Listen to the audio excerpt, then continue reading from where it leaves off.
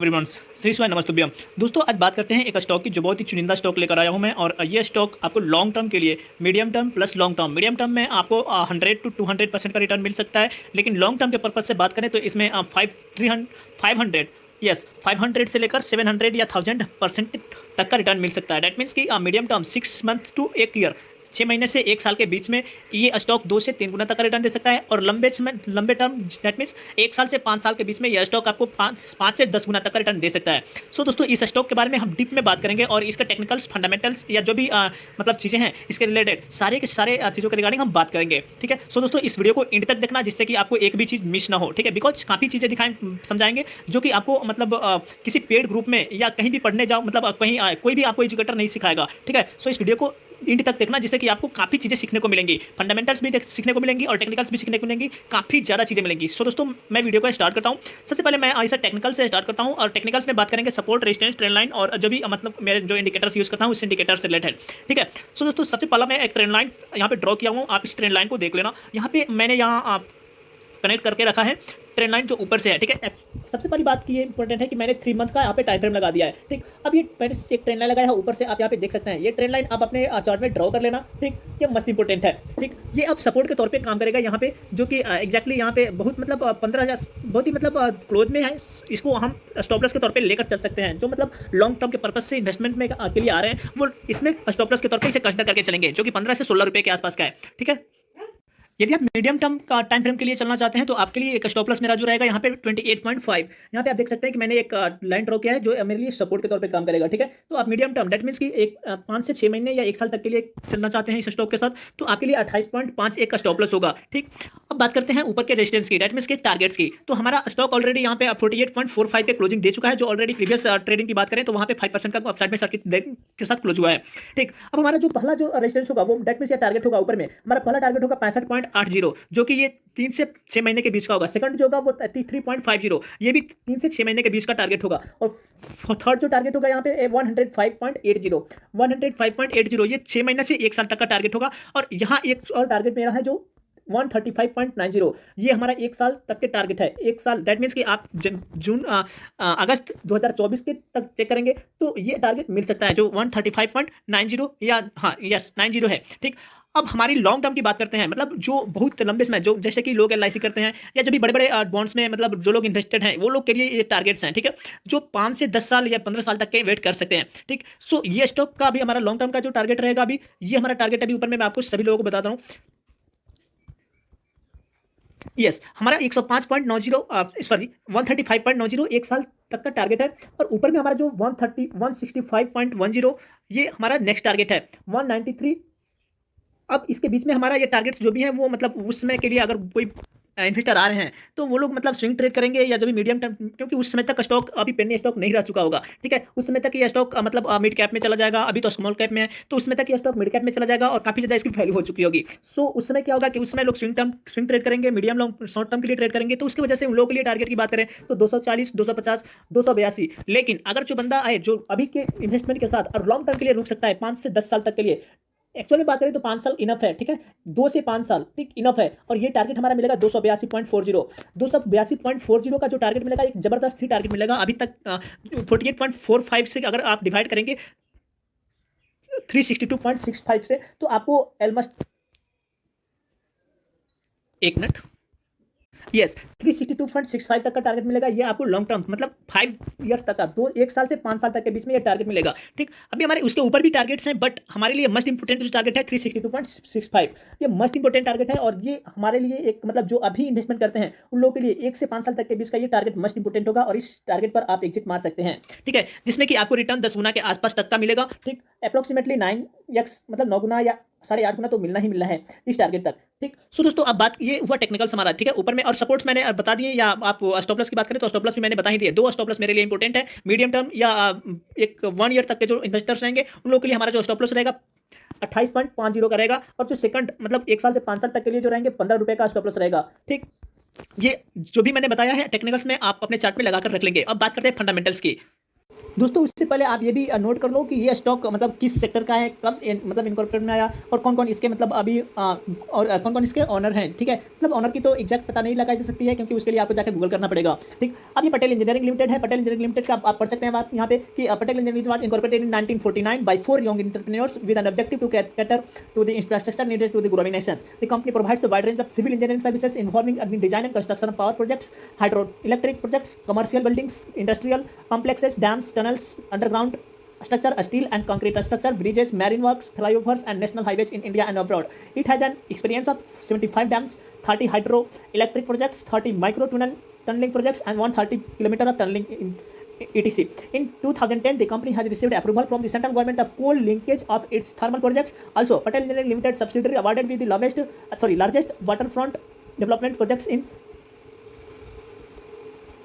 Mauritius and global subsidiaries.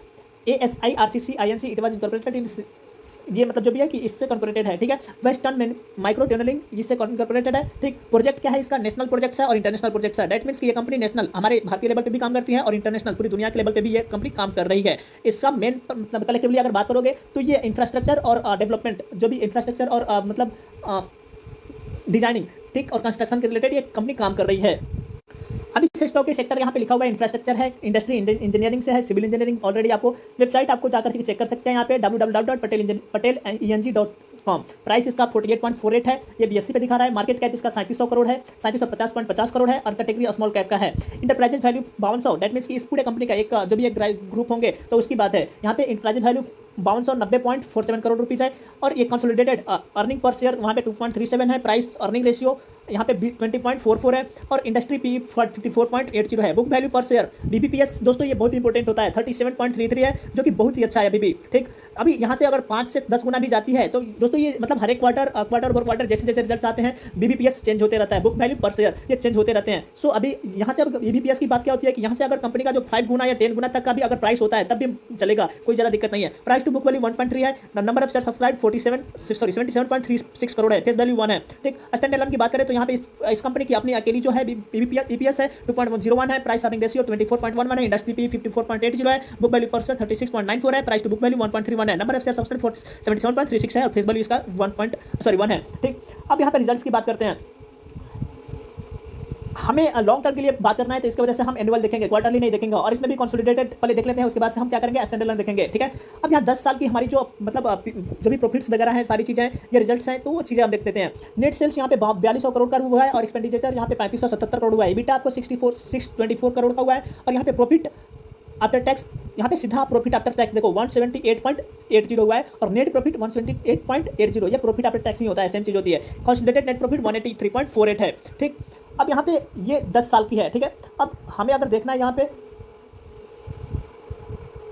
Stand alone देखना है तो यहाँ पे हमको इस कंपनी की अपनी केवल अपनी जो प्रॉफिट्स वगैरह हैं यहाँ पे आप देख सकते हैं कि 155.56 करोड़ का प्रॉफिट हुआ है, नेट प्रॉफिट वही हुआ है, ठीक। अच्छा यहाँ पे इंटरेस्ट वगैरह ये सारी चीज़ें ज़्यादा देखने की जरूरत है। नेट सेल्स देखना है 3817 करोड़ रुपीज़ है और यहाँ पे प्रॉफिट आफ्टर टैक्स 155.56 है, ठीक।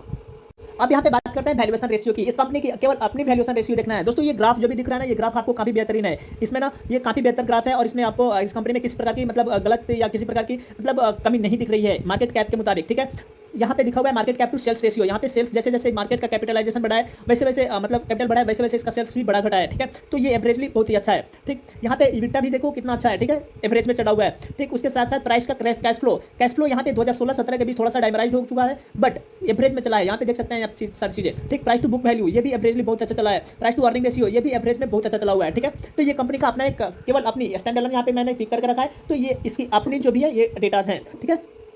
अब यहाँ पे बात करते हैं इसके बैलेंस शीट की। तो यहाँ पे बैलेंस शीट में आप देख सकते हैं कि यहाँ पे आप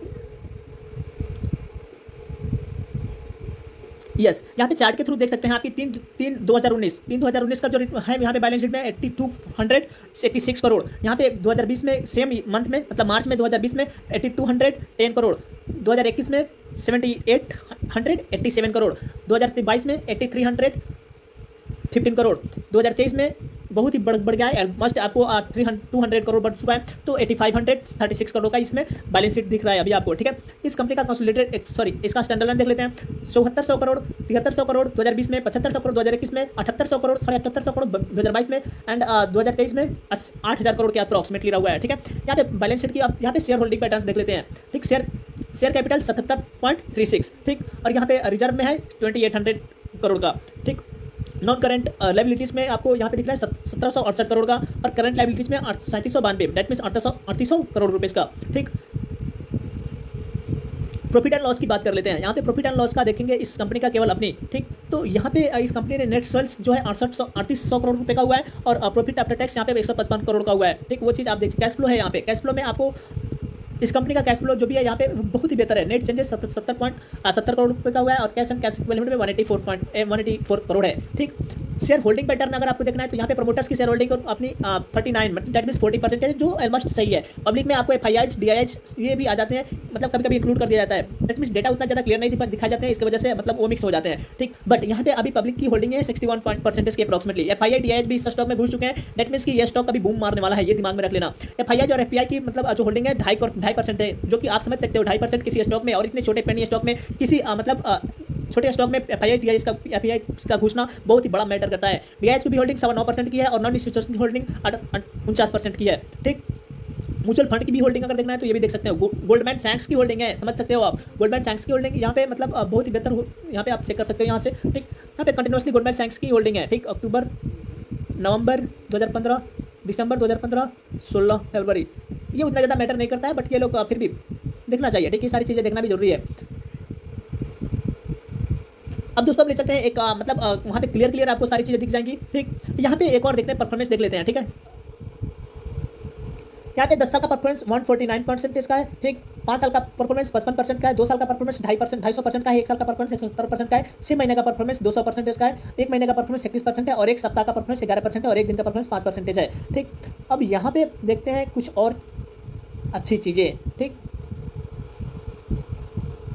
दोस्तों यदि मैं अपने इंडिकेटर्स को अप्लाई करके यहाँ पे अभी इस स्टॉक का देखता हूँ, तो हमारा जो इंडिकेटर है, ये इंडिकेटर अभी बहुत ही स्ट्रॉन्ग सपोर्ट पे है, ठीक है। ये स्टॉक अभी बहुत ही स्ट्रॉन्ग सपोर्ट पे है हमारे इंडिकेटर के, ठीक है। सो दोस्तों ये जो है ना, ये स्टॉक के लिए हमारा जो मैंने शॉर्ट टर्म या मीडियम टर्म 6 महीने से 1 साल तक के लिए जो मैंने सपोर्ट बताया, वो सपोर्ट 28.50 यहाँ पे हमारा इंडिकेटर यहाँ पे पहुँच चुका है, ठीक है। तो यहाँ पे आप देख सकते हैं कि हमारी जो 20 EMA की जो है इंडिकेटर है, यहाँ पे वर्क करेगी, मस्ट इंपोर्टेंटली वर्क करेगी, ठीक है। और यहाँ पे हम एक छोटे टाइम फ्रेम लगाकर देखें तो यहाँ पे गोल्डन क्रॉसओवर भी दिख सकता है। सो दोस्तों ये सारी चीज़ें ना, ये सारी चीज़ें आपको जानने के लिए मतलब आपको डेफिनेटली आपको कोर्स ज्वाइन करना ही चाहिए, किसी ना किसी से आप जाकर के सीखो। लेकिन ये सारी चीज़ें अगर कोई सिखा रहा है ना, तो आपको जाकर सीखना चाहिए, बिकॉज ये सारी चीज़ें तो मैं आपको फ्री में यहाँ पे दे रहा हूँ, बट ये सारी चीज़ें फ्री में मिलने वाली नहीं है। हो सकता है कि इसमें से 90% लोगों को कुछ समझ में ना आए, बिकॉज बात यहाँ यह है कि मतलब आप यहाँ पे देख तो रहे हो, बट आपको समझ में क्या आ रहा है, कितना चीज़ें समझ में आ रही है, फंडामेंटल्स में क्या समझ में आ रहा है, टेक्निकल्स में क्या समझ में आ रहा है, ये मैटर करता है, ठीक। सो दोस्तों यहाँ पे देख सकते हैं आप, यहाँ पे गोल्डन क्रॉसओवर भी मिल चुका है, ठीक है। यहाँ पे एक गोल्डन क्रॉसओवर जिसमें कि 20 EMA 50 EMA को क्रॉस कर चुकी है, ठीक। तो यहाँ पे गोल्डन क्रॉसओवर मिल चुका है, और ये हमारे लिए मस्ट इंपोर्टेंट स्टॉप लॉस के तौर पे काम करने को एग्री है, ठीक है।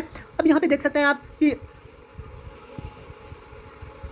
यस, अब एक छोटा टाइम फ्रेम और भी एक से छोटा टाइम फ्रेम लगाकर देख लें, 1 वीक का, तो यहाँ पे अभी बहुत ही जबरदस्त आपको एक चीज देखने को मिलेगी, ये गोल्डन क्रॉसओवर बोलते हैं, ठीक है। और ये गोल्डन क्रॉसओवर में आपको ये 20 EMA अभी इस स्टॉक को हैंडल करने के लिए अभी इनफ है कुछ दिनों तक के लिए। यहाँ पे देख सकते हैं कि यहाँ पे 20 EMA 50 EMA ये तीनों एक गुच्छा के तौर पर मतलब यहाँ पे गुच्छा जैसे यहाँ पे क्रॉस कर चुके हैं, ठीक है। तो यहाँ पे अभी 20 EMA और 50 EMA यहाँ पे ये सारे जो भी है ना, ये अभी ऊपर जाएगा, और यहाँ पे मतलब ये 20 EMA इस स्टॉक को हैंडल करने के लिए एग्री है, और ये काफी लंबे समय तक हैंडल कर सकता है, ठीक है।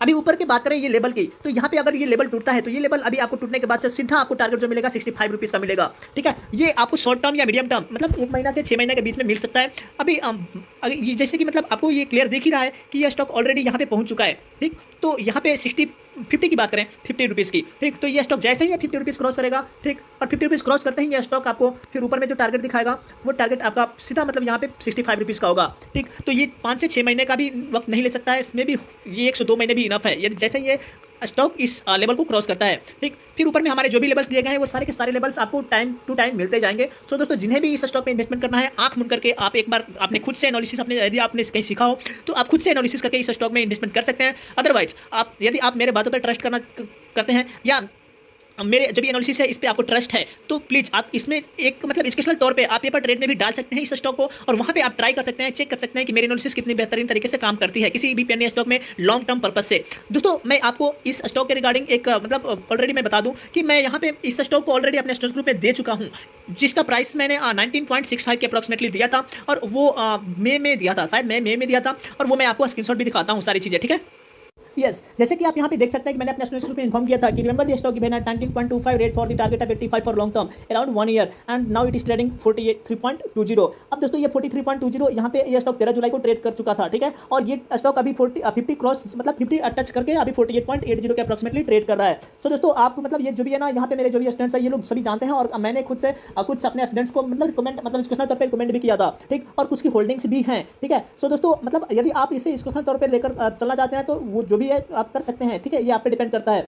फाइनली दोस्तों यदि ये वीडियो आपको अच्छी लगी तो प्लीज इस वीडियो को लाइक कमेंट और शेयर जरूर करें, उसके साथ साथ हमारे चैनल को सब्सक्राइब करना ना भूलें। और दोस्तों ये जो भी स्टॉक है इस स्टॉक के रिगार्डिंग मैं जब भी नेक्स्ट टारगेट मिलेगा उस टारगेट के बाद मैं फिर से नई वीडियो डालूंगा, और फिर नए टारगेट्स के लिए जो भी मैंने बताया है उस टारगेट्स को कंफर्मेशन के रिगार्डिंग या कुछ अपडेट्स आती हैं तो उस अपडेट्स के साथ साथ मैं नई वीडियो बनाऊंगा।